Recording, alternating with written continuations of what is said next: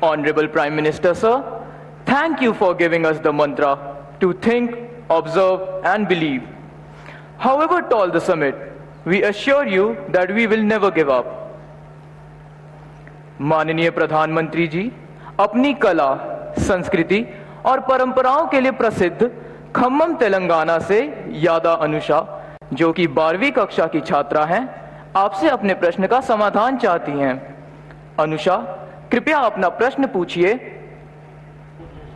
माननीय प्रधानमंत्री जी नमस्कार, मेरा नाम यादा अनुषा है। मैं गवर्नमेंट जूनियर कॉलेज नागुलंजा में 12 कक्षा पढ़ रही हूँ। मैं खम्मम जिले तेलंगाना से हूँ। सर, मेरे सवाल यहाँ है कि जब शिक्षक हमें पढ़ाते हैं तो हम समझ जाते हैं, लेकिन कुछ समय या कुछ दिनों के बाद हम भूल जाते हैं। कृपया इसके बारे में मेरी मदद करें। धन्यवाद सर। धन्यवाद अनुषा। मान्यवर, हमें एक अन्य प्रश्न नमो ऐप के माध्यम से प्राप्त हुआ है, जिसमें प्रश्नकर्ता गायत्री सक्सेना जानना चाहती है, परीक्षा देते समय उनके साथ अक्सर ऐसा होता है, जो पढ़े और याद किए हुए विषय हैं वो भी परीक्षा हॉल में भूल जाते हैं, जबकि परीक्षा से पहले या परीक्षा के बाद साथियों से बात करते समय उन्हें वही जवाब ध्यान में रहता है। ऐसी स्थिति को बदलने के लिए क्या करना चाहिए? मान्यवर, अनुषा एवं गायत्री सक्सेना के जैसे प्रश्न अनेक अन्य लोगों के मन में भी है, जिनका संबंध स्मरण शक्ति से है। कृपया इस दिशा में मार्गदर्शन कर कृतार्थ करें। माननीय प्रधानमंत्री जी। शायद हर विद्यार्थी के दिमाग में ये विषय कभी न कभी तो एक समस्या बन करके खड़ा हो ही जाता है। हर एक को लगता है कि मुझे याद नहीं रहता है, ये मैं भूल गया। लेकिन आप अगर देखेंगे, इवन एग्जाम के टाइम पर अचानक ऐसी चीजें आपकी निकलने लगेगी कि आपको कभी एग्जाम में दोबारा, अरे मैंने तो पिछले हफ्ते भर में कभी इस विषय को छुआ नहीं था, अचानक क्वेश्चन आ गया, लेकिन मेरा जवाब बहुत अच्छा हो गया। मतलब कहीं पर स्टोर था, आपका भी ध्यान नहीं था, अंदर स्टोर था। और वो स्टोर क्यों था? क्योंकि जब वो भर रहे थे तब दरवाजे खुले थे, कपबोर्ड खुला हुआ था, इसलिए अंदर वो गया। अगर कपबोर्ड बंद होता, कितना ही पड़ोसते, कुछ नहीं जाता। और इसलिए कभी कभी ध्यान शब्द ऐसा है कि लोग उसको योगा, मेडिटेशन, हिमालय, ऋषि, मुनि वहां जोड़ देते हैं। मेरा बड़ा सिंपल सा मत है, ध्यान का मतलब क्या है? अगर आप यहां आए, लेकिन अभी आप सोते होंगे कि मम्मी घर पे टीवी देखती होगी, वो ढूंढती होंगी मैं किस कोने में बैठा हूं। मतलब आप यहां नहीं है, आप घर में है। आपके दिमाग में यही है कि मम्मी टीवी देखती होगी कि नहीं देखती होगी, मैं यहां बैठा हूं, वो उनको नजर आया होगा कि नहीं आया होगा। आपका ध्यान यहां होना चाहिए था, लेकिन आपका ध्यान वहां है, मतलब आप बेध्यान है। अगर आप यहां है तो आप ध्यान में है, आप वहां है तो आप बेध्यान है। और इसलिए ध्यान को इतनी सरलता से जीवन में स्वीकार कीजिए, आप इतनी सरलता से स्वीकार कीजिए। ये कोई बहुत बड़ा साइंस है और कोई बहुत बड़ा नाक पकड़ करके हिमालय में जाके बैठना पड़ता है, ऐसा नहीं है जी। बहुत सरल है। आप उस पल को जीने की कोशिश कीजिए।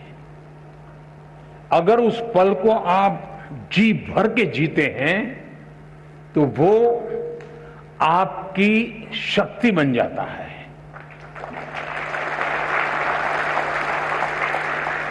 बहुत से लोग आपने देखे होंगे, सुबह चाय पीते रहते होंगे, अखबार पढ़ते होंगे, परिवार के लोग कहते हो अरे पानी गर्म हो गया, चलो जल्दी नहाने के लिए चलो।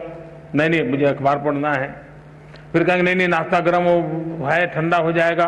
फिर भी कहेंगे नहीं, मुझे अखबार पढ़ना है। कभी उन माताओं से मैं कहता हूं जो घर में ऐसी परेशानी करते हैं उनको जरा शाम को पूछो कि आज अखबार में क्या पढ़ा था। मैं 99% लोग बताता हूं वो नहीं कह पाएंगे कि आज के अखबार की हेडलाइन क्या थी।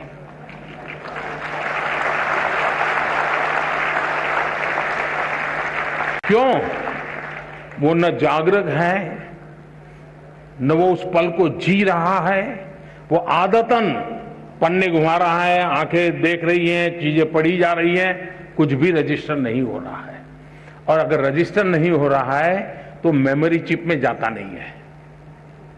और इसलिए आपके लिए पहली आवश्यकता यह है, आप जो भी करें उससे उस वर्तमान को, और मेरा अभी भी मत है कि परमात्मा की इस सृष्टि को सबसे बड़ी कोई सौगात है।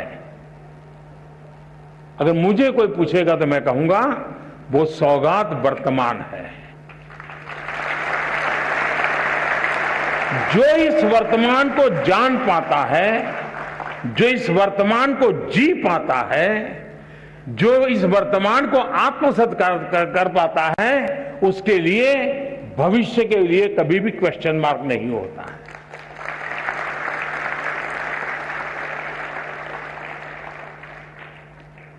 और मेमोरी का भी यही कारण है कि हम उस पल को नहीं जीते हैं और उसके कारण हम उसको गवा देते हैं। दूसरा, मेमोरी का जीवन से संबंध होता है। सिर्फ एग्जाम से है ये सोचोगे तो फिर तो आप उसकी कीमत ही नहीं समझते हैं, उसका मूल्य ही नहीं समझते हैं। अगर मान लीजिए आपके किसी दोस्त का जन्मदिन आपको याद रहा और आपने जन्मदिन पर उसको फोन किया, आपकी तो वो मेमोरी थी जिसके कारण आपको जन्मदिन याद रहा, लेकिन वो मेमोरी आपके जीवन के विस्तार का कारण बन जाता है। जब उस दोस्त को टेलीफोन जाता है, उसको अरे वाह, उसको मेरा जन्मदिन इतना याद था, मतलब मेरे जीवन की अहमियत उसके जीवन में है। वो जीवन भर आपका बन जाता है। कारण क्या था? वो एक मेमोरी। मेमोरी जीवन के विस्तार का बहुत बड़ा कैटलिक एजेंट है। और इसलिए हम हमारी स्मृति को सिर्फ परीक्षा तक, सवाल जवाब तक सीमित ना करें, आप उसका विस्तार करते चलिए। जितना विस्तार करेंगे चीजें अपने आप जुड़ती जाएगी। दूसरा, आप कभी 2 बर्तन लीजिए, 2 बर्तन में पानी भरिए, पानी भर करके उसके अंदर एक कॉइन रखिए, दोनों में। पानी शुद्ध है, स्वच्छ है, दोनों एक ही प्रकार का पानी है, दोनों एक ही प्रकार के बर्तन है, दोनों एक ही प्रकार के उसमें कॉइन है, और आप उसको देखिए। लेकिन एक बर्तन है जो हिल रहा है, पानी इधर उधर हो रहा है, नीचे कॉइन है। दूसरा स्थिर है। आप देखेंगे कि जो स्थिर पानी वाला कॉइन है वो आपको परफेक्ट दिखता है, हो सकता है उस पर लिखी हुई चीज भी दिखाई दे, और जो पानी हिल रहा है वहां पर भी वही कॉइन, वही साइज है, उतना ही गहरा है, लेकिन दिखता नहीं। क्यों? पानी हिल रहा है, बर्तन हिल रहा है।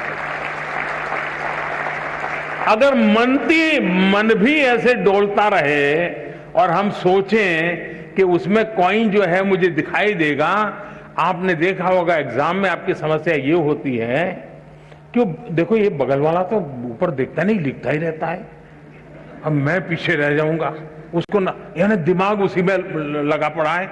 आपका दिमाग इतना हल डोल कर रहा है कि जो भीतर मेमोरी रूपी जो कॉइन है ना, आपको वो दिखता ही नहीं है। एक बार मन को स्थिर कर लीजिए।